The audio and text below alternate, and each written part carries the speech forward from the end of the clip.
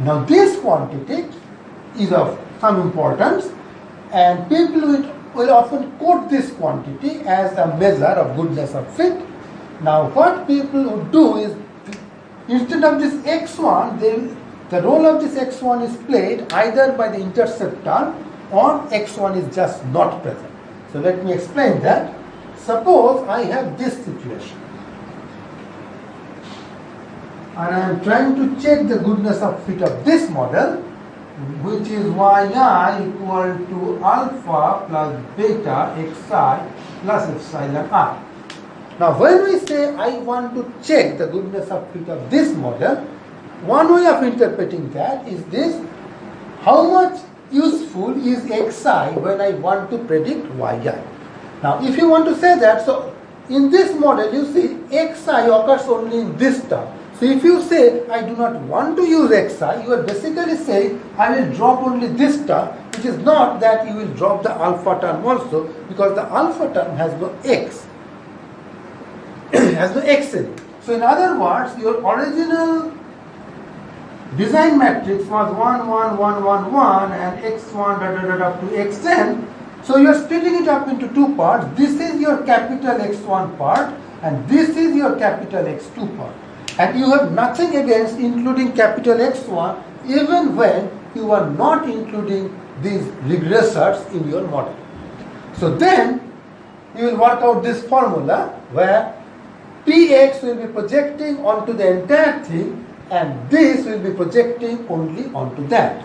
And in that case we will call it the R square. That is the standard name. This quantity is called the R square for x2 given x1. Though this terminology is not that popular. So generally R square is computed only when you have got an intercept term like this. If you do not have an intercept term, suppose your original model that you are working with happens to be just this, then you will be comparing this model with the situation where there is no one at all. So you originally have this model and you want to compare it with the situation where this is not there. So your X matrix completely vanishes. That is, X1 is not present here at all.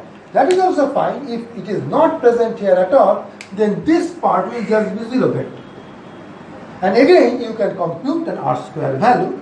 And when you use a standard software like R, so it will figure out whether you have put your intercept term in your model or not. Accordingly, always it will use the same formula, but accordingly it will choose your appropriate thing for x1.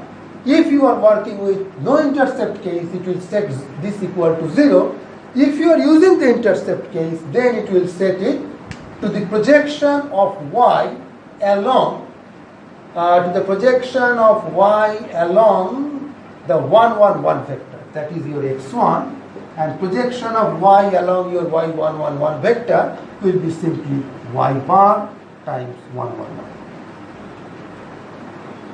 So R will use the appropriate formula depending on whether you have the intercept term or not intercept term, and this is quoted as the R square value.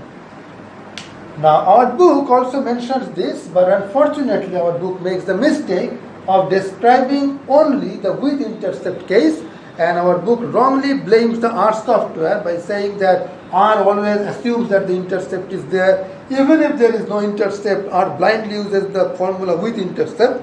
That's not true. I have checked using the source code of R. R actually uses the correct formula, and it has really